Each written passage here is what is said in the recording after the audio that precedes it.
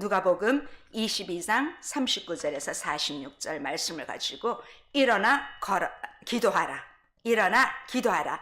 이런 말씀으로 함께 우리가 은혜를 나누고자 합니다. 오늘 우리가 좀 전에 주님께서 제자들과 함께 유월절 만찬을 하였습니다. 저희도 오늘 주님의 만찬을 메시지 전에 함께 나누었습니다. 예수님께서 이제 유월절 만찬을 마치시고 예루살렘 그 감람산으로 가셔서 기도하는 내용이 기록되어 있습니다. 이 말씀은 사복음서 모두가 기록하고 있습니다. 누가는 이 마태와 마가와 달리 이 기사를 좀 간결하게 기록을 했습니다. 예수님은 지금 이 유월절 만찬 이전에 많은 사람들과 논쟁하시며 천국 복음을 전하는 아주 육체적으로는 피곤한 중에도 규칙적으로 기도하는 일을 쉬지 않았습니다. 우리 39절 다시 한번 제가 39절을 빼먹었네요. 예수께서 나가서 습관을 따라 감람산에 가시매 제자들도 따라갔더니, 자, 예수님은 이 다락방을 떠나 습관을 따라 감람산으로 가셨습니다. 자, 이 유월절 만찬 중에 나간 가룟 유다가 예수님을 잡기 위해 군병들을 이끌고 이 감람산으로 쉽게 찾아올 수 있었던 이유도 예수님께서 늘 이렇게 규칙적인 기도 습관을 가지고 계셨기 때문에 쉽게 찾을 수 있었습니다. 이 마태와 마가는 그 겟셋마네 동산에서 기도한 것으로 기록하고 있습니다. 그런데 누가는 감람산에서 기도하신 것으로 기록했습니다. 이 겟셋마네는 이 감람산 안에 있는 동산입니다. 그러면 뭐가 더 커요? 감람산이 좀 큰 지명이고 겟셋마네는 조금 보다 작은 지명입니다. 이 누가는 고난 주간에 밤마다 감람산에 머무신 예수님의 행동에 대하여 이렇게 일관성 있게 기록하기 위해서 이 겟셋마네라는 정확한 지명보다 좀 더 넓은 지명인 감람산을 기록했습니다. 이 감람산은 감람나무가 뭐죠? 우리 좋은 기름, 이 올리브 나무가 많았기 때문에 붙여진 이름입니다. 저도 여기 가봤습니다. 이 겟셋마네란 말은 기름을 짜는 틀이라는 그런 뜻을 가지고 있습니다. 이런 이름을 봤을 때 이곳에는 감람산에서 이 채취되는 올리브 열매로 기름을 짜는 곳이 곳곳에 있었을 것이라고 봅니다. 이 겟셋마네는 예루살렘으로부터 그렇게 많이 떨어지진 않았어요. 한 1.1km 좀 더, 한 1.23km 떨어진 이 기드론 시내 위쪽에 있습니다. 예수님은 감람산을 향해 컴컴한 밤길을 제자들과 함께 걸어가셨습니다. 이 좁고 불편한 이 산길은 밤에 어둡잖아요. 그렇죠? 가파른 언덕을 올라 제자들과 자주 모였던 겟셋마네에 이르신 주님은 그들에게 말씀하십니다. 뭐라고 말씀하십니까? 40절. 그곳에 이르러 그들에게 이르되 유혹에 빠지지 않게 기도하라 하시고, 이 유혹은 예수님 때나 지금이나 항상 우리를 쫓아다니는 것입니다. 그래서 주님은 세 명의 제자에게 유혹에 빠지지 않게 기도하라 그렇게 말씀하십니다. 지금 뭐라고 할까요? 예수님의 입장에서는 제자들 걱정할 그런 입장이 아닙니다. 이제 몇 시간 후면 가룟 유다가 무리들을 데리고 와서 예수님을 팔아 넘기기 직전입니다. 그렇기 때문에 이 제자들보다 예수님이 더 당장 급한 그런 상황이지만, 이제 예수님은 이 시간 이후면 가룟 유다로부터 예수님을 팔아 넘긴 이후에 유대인들의 신문을 받고 또 로마의 인의 판결에 의해서 십자가에 달려 죽으실 일이 바로 코앞에 닥쳤습니다. 그런데도 예수님은 잡히실 그 장소에 이르렀을 때 오히려 제자들을 더 걱정하십니다. 이 11제자를 바라보며 유혹에 빠지지 않게 기도하라. 그렇게 말하고 있습니다. 이 40절도 유혹에 빠지지 않게 기도하라. 저도 오늘 일어나 기도하라고 했는데 말씀 제목을 46절에 그런 말씀이 있습니다. 자, 이렇게 좀 앞뒤 그런 걸 국어 문법으로 수미상관이라죠. 이 수미상관어를 기록함으로써 시험에 들지 않기 위해서는, 유혹에 빠지지 않기 위해서는 반드시 기도해야 된다는 것을 강조하고 있습니다. 시험을 이기게 해달라고 아버지께 구하라는 것입니다. 하나님을 온전히 의지하고 하나님의 뜻대로 또 하나님이 허락하는 대로 이제 모든 일을 믿음으로 잘 감당할 수 있도록 힘을 달라고 구하는 것입니다. 이미 예수님은 산상수훈에서 주님께서 우리에게 직접 가르쳐 주신 기도가 있습니다. 바로 주기도문이죠. 주기도문에서도 우리를 시험에 들게 하지 마옵시옵고 다만 악에서 구하옵소서 이미 말씀하셨습니다. 그리고 이제 예수님은 자신이 당할 그 시험을 위해서 기도하는 시간을 갖기를 원하십니다. 그래서 이 마태의 기록에 따르면 내가 저기서 기도할 동안에 너희는 여기 앉아 있으라 말씀하시고 이 3명의 제자 베드로, 요한, 야고보를 데리고 나머지 제자들은 두고 이렇게 떠나셨습니다. 그러면서 41절에 보면 그들을 떠나 이제 9명의 제자들은 두고 세 사람의 제자를 데리고 떠나서 이제 돌 던질 만큼 가서 무릎을 꿇고 기도하십니다. 돌 던질 만큼. 우리 뭐 이 물에서 이렇게 많이 하잖아요. 그것처럼 한 돌 던질 정도면 한 얼마나 될까요? 한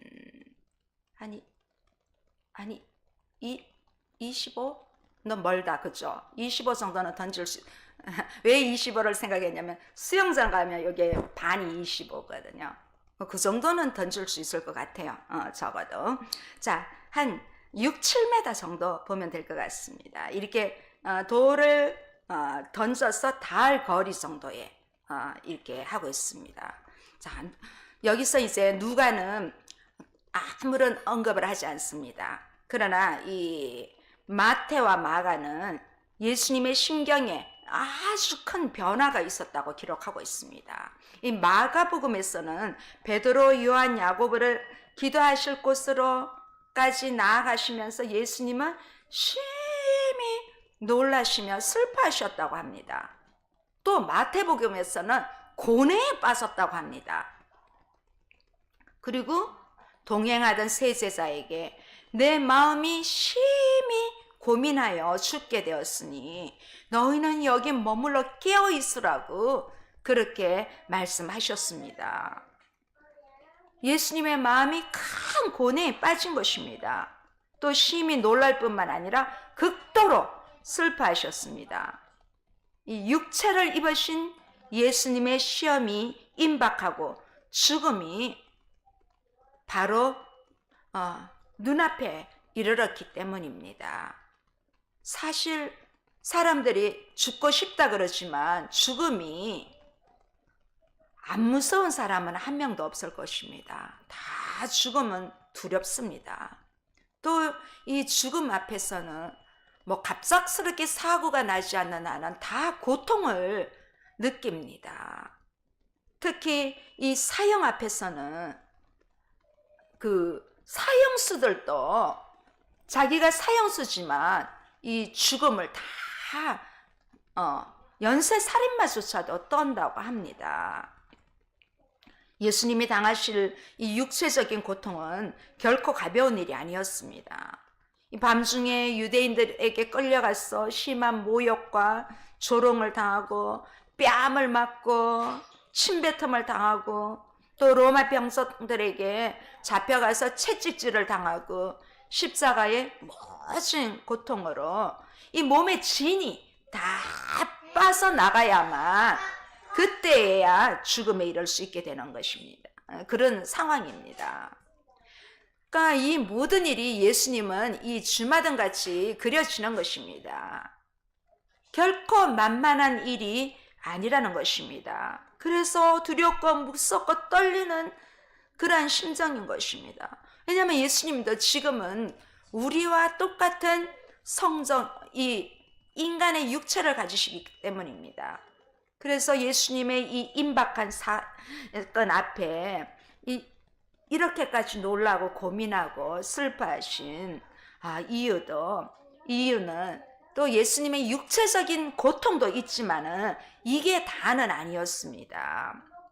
이 베드로, 요한, 야곱에게 깨어나 기도할 것을 명하시고 예수님은 조금 더 나아가서 홀로 이제 아버지 앞에 기도하기 시작했습니다. 이 누가의 말처럼 예수님이 어떻게 기도했습니까? 무릎을 꿇고 기도했습니다. 무릎을 꿇고. 당시 유대인들은 기도할 때 일반적으로 이렇게 손을 이렇게 하늘로 높이 들고 그렇게 기도했습니다. 우리도 이제 기도하다 보면 손을 막 높이 들고 기도하잖아요. 이렇게 예수님이 무릎을 꿇고 기도하신 것은 그 자체가 정말 겸손한 마음으로 간절히 기도한다는 것입니다. 이게 기도할 때 자세가 다릅니다. 저 역시 뒤에 기도방이 있지만 이 무릎을 꿇고 하는 거하고 그냥 이렇게 편안한 자세로 기도하는 거하고 자세가 다릅니다. 자, 그러면서 예수님이 어떻게 기도하십니까? 우리 42절 한번 보실까요? 시작! 이르시되 아버지여, 만일 아버지의 뜻이거든 이 잔을 내게서 옮기시옵소서. 그러나 내 원대로 마시옵고 아버지의 원대로 되기를 원하나이다 하시니, 이 마태와 마가, 누가가 기록한 이 겟셋마네 기도는 좀 공간복음으로서 비슷한 내용이 많습니다. 근데 이제 그 가운데 좀 다른 부분이 하나가 있다면 이 누가가 기록한 만일 아버지의 뜻이거든 이 말이 있습니다. 자, 요 부분입니다. 근데 이 부분은 마태는 뭐라고 했는지 아십니까? 만일 할만하시거든. 또 마가는 아버지께서는 이 모든 것이 가능하오니 이렇게 기록하고 있습니다. 이 전체적인 분위기를 볼 때 조금 이 세 복음의 저자들 기록 중에서 이 마가는 보다 강렬한 어투로 기록했고 마태는 이 마가보다는 좀 부드러운 그러한 어투, 약간의 겸양적인 표현으로 기록했습니다. 반면에 누가는 더 인간적이고 개인적인 친밀함에 호소하고 있습니다. 우리는 이 기도에서 예수님이 그토록 무서워하고 슬퍼하고 고민하신 이유를 발견하게 됩니다. 예수님은 아버지의 잔을 마시는 것을 고민했습니다. 왜냐하면 주님의 몸된 잔을, 주님의 피를 우리가 마신 거하고 다릅니다. 그 깊은 의미가 달라요. 우리는 이미 예수님이 승리해 놓은 그것을 기념하기 위해서 우리는 잔을 나눈 것이지만 지금 하나님 아버지께서 예수님에게 주신 잔은 분노의 잔입니다. 하나님의 백성 믿지 않고 우리 진노의 자녀인 우리가 마셔야 할 그 모든 진노를 우리가 받아야 하는데 지금 하나님은 독생자 예수님에게 이 진노의 잔을 마시게 하기 때문에 예수님은 두려운 것입니다.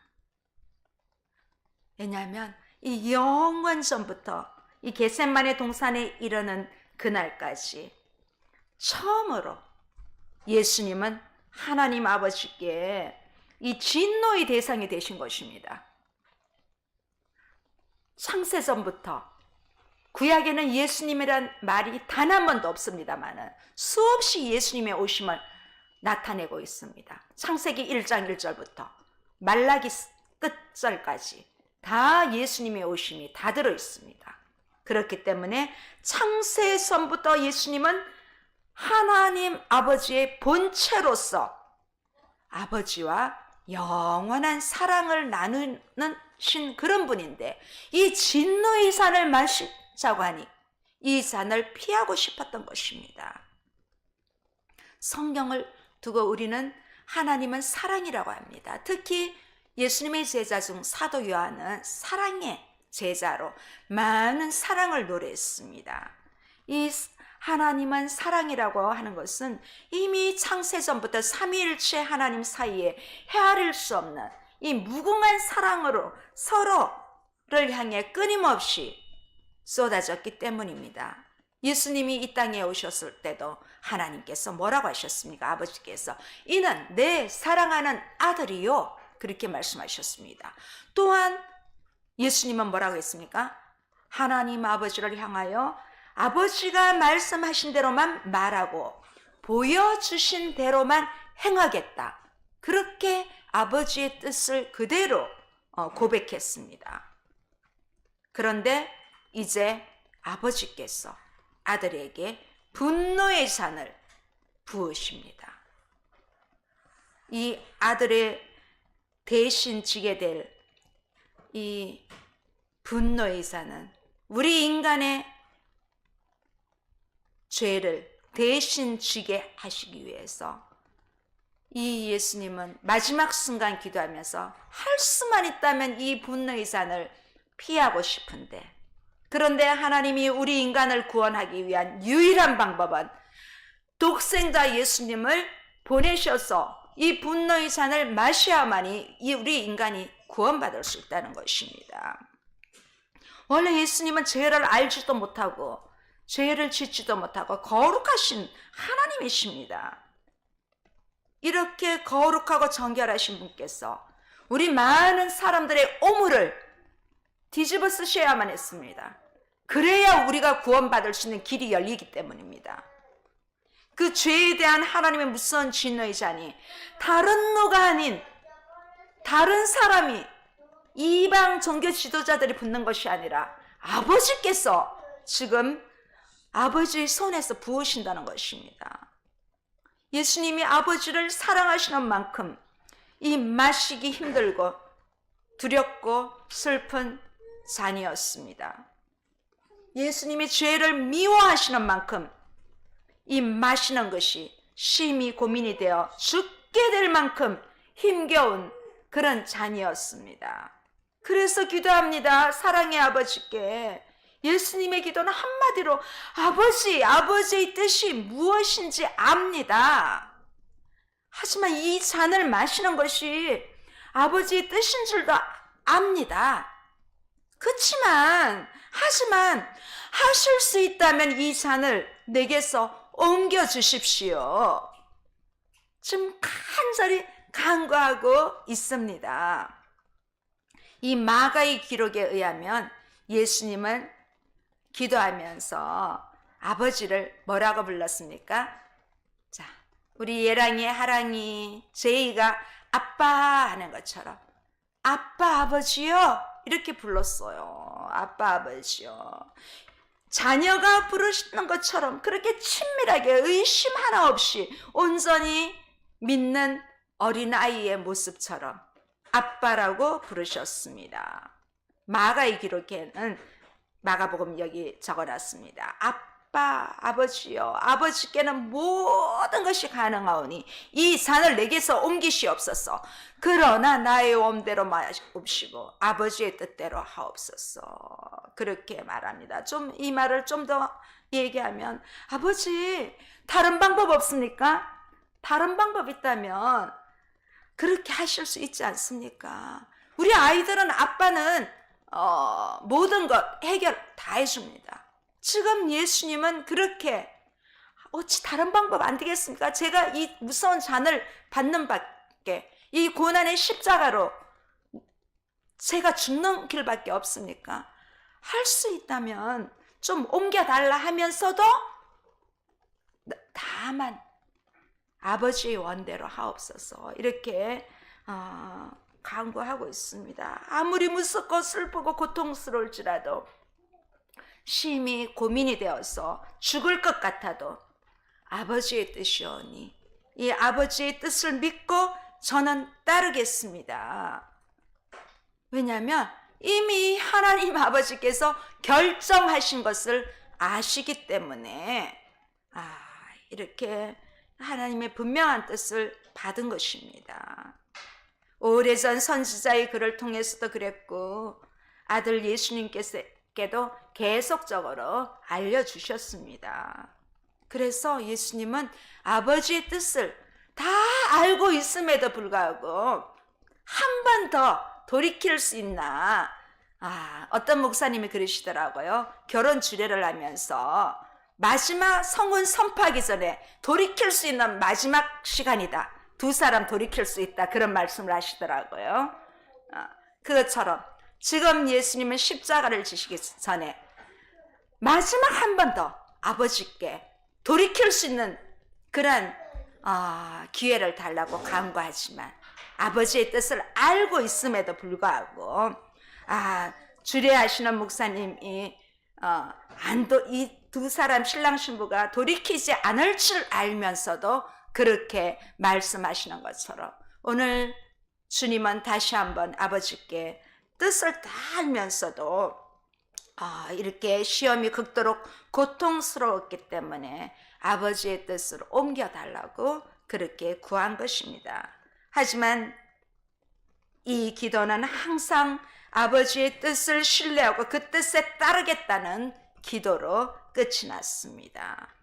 물론 아버지도 그 뜻을 옮기지 않으셨습니다.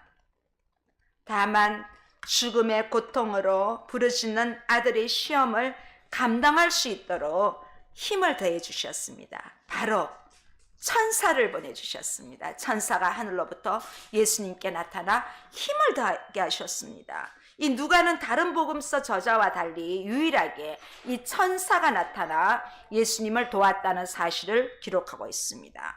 여기서 힘을 더하더라, 이 힘을 더하더라, 이 말은 아주 튼튼하게 하다, 영혼을 강하게 하다는 뜻으로 이 천사가 격려하여 힘을 돋구어 준다는 그런 뜻이 있습니다. 이 마태는 내가 심히 고민하여 죽게 되었으나 이렇게 기록되어 있고, 그 당시 왜냐하면 예수님은 지금 십자가 고난이 이 눈앞에 있기 때문에 말할 수 없는 힘든 상태에 계신 것입니다.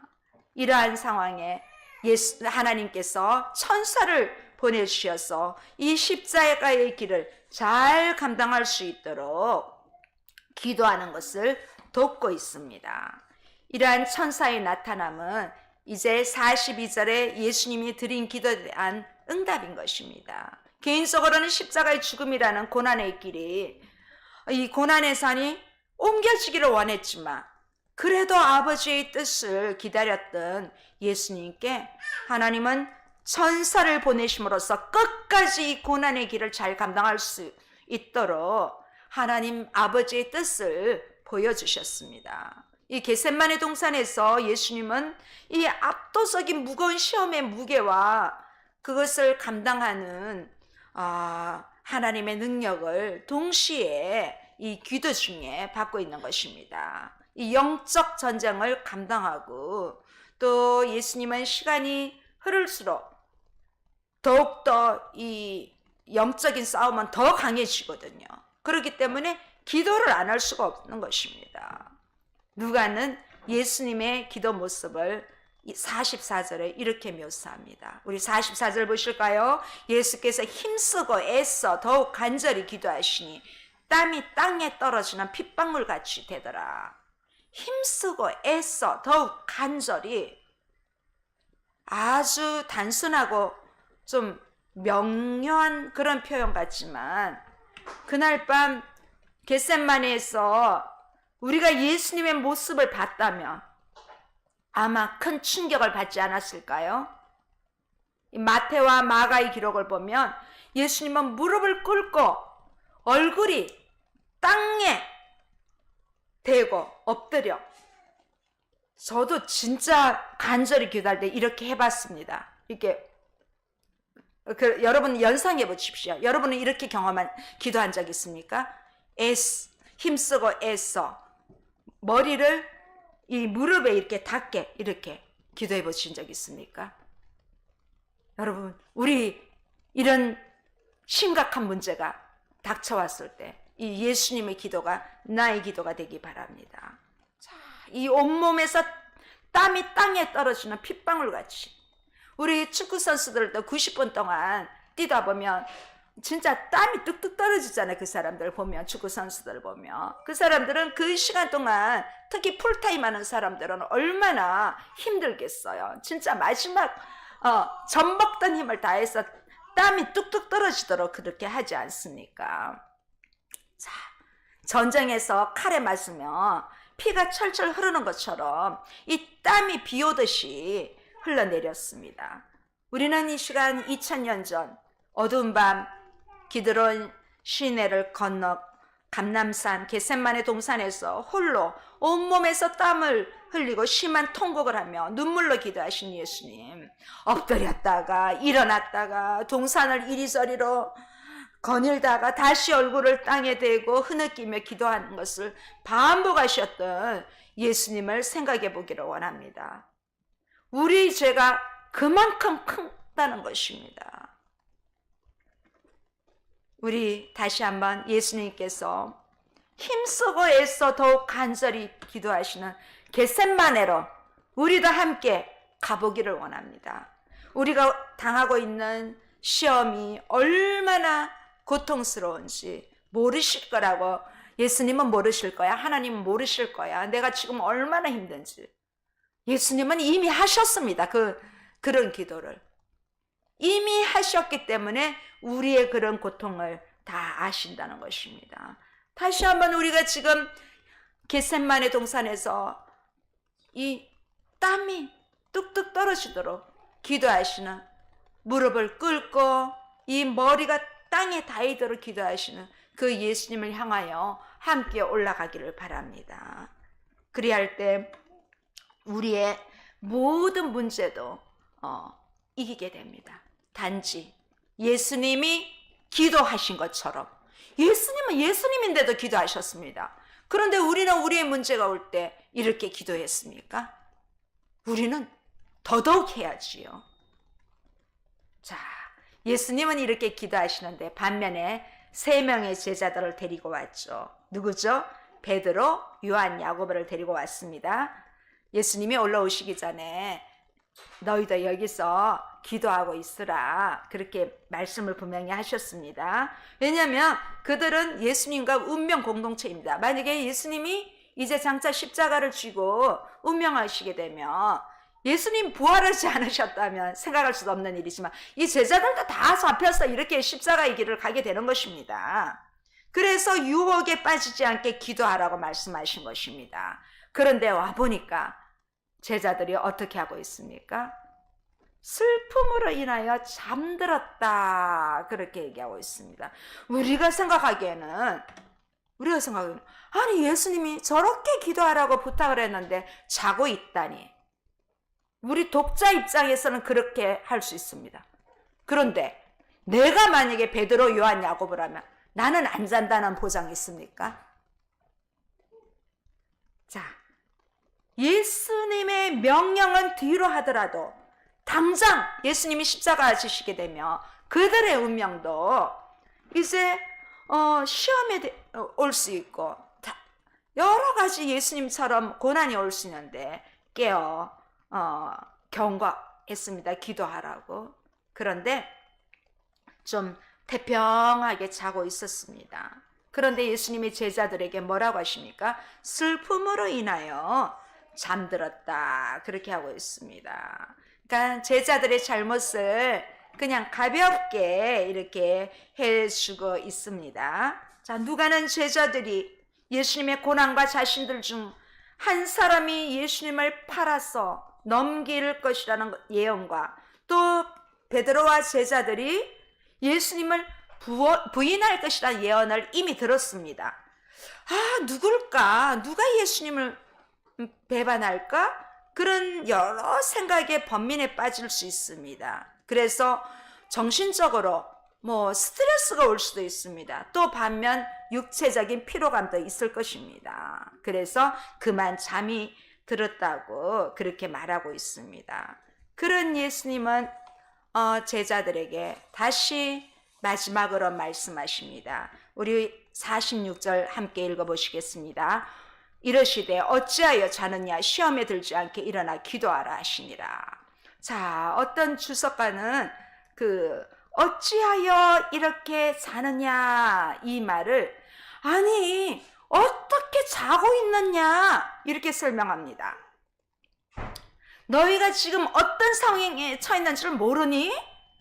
지금 이 상황의 심각성을 모르겠느냐고 그렇게 직언하는 해석도 있습니다. 이 마태와 마가의 기록에 따르면 예수님이 기도하시는 동안 이 3명의 제자가 잠든 것은 이번 한 번뿐이 아닙니다. 3번 예수님이 기도하시다가 왔다가 또 하시고 또 반복하시면서 3번을 왔는데 계속 자고 있었다는 것입니다. 자, 예수님은 아버지께 이 잔을 옮겨달라고 기도하셨는데 그리고 또 3번 모두 다 아버지의 뜻대로 되기를 원하나이다. 그렇게 기도를 마무리하셨습니다. 그리고 올 때마다 어김없이 제자들은 자고 있었습니다. 이 시간 우리에게도 예수님께서 시험에 들지 않게 일어나 기도하라 말씀하십니다. 오늘 예수님의 이 메시지가 어찌하여 자느냐? 시험에 들지 않게 기도하라. 유혹에 빠지지 않게 기도하라. 일어나 기도하라. 이 메시지가 그냥 2000년 전 겟세마네 동산에서 주님의 메시지가 아니라 지금 오늘 2025년 4월 13일 이 주일에 나에게 주시는 메시지로 받아들여야 합니다. 극심한 시험 앞에서 아버지를 신뢰하고 아버지의 뜻을 인정하며 순종하는 모습을 보여주지 않습니까? 그럴 때 시험을 능히 감당하게 하시는 아버지의 능력이 어떻게 더해지는지 보여주고 있습니다. 우리 모두 쉬지 말고 기도하여 특별히 시험에 들지 않기를 바랍니다. 지금 우리 모두는 일어나서 기도할 때입니다. 예수님은 우리에게 이 상황에 어찌하여 자느냐 일어나서 기도하라고 다시 한번 우리에게 말씀하고 계십니다. 지금 우리는 나라를 위하여, 교회를 위하여, 가정을 위하여, 나 자신을 위하여 일어나 기도할 때입니다. 영적으로 자면 다 지게 됩니다. 다 잃게 됩니다. 다시 한번 우리가 일어나 기도할 때입니다. 예수님도 기도하셨습니다. 예수님도 기도하셨다면 우리는 어떻게 해야 될까요? 우리도 당연히 기도할 때입니다. 기도하지 않는 죄를 범죄치 않기를 바랍니다.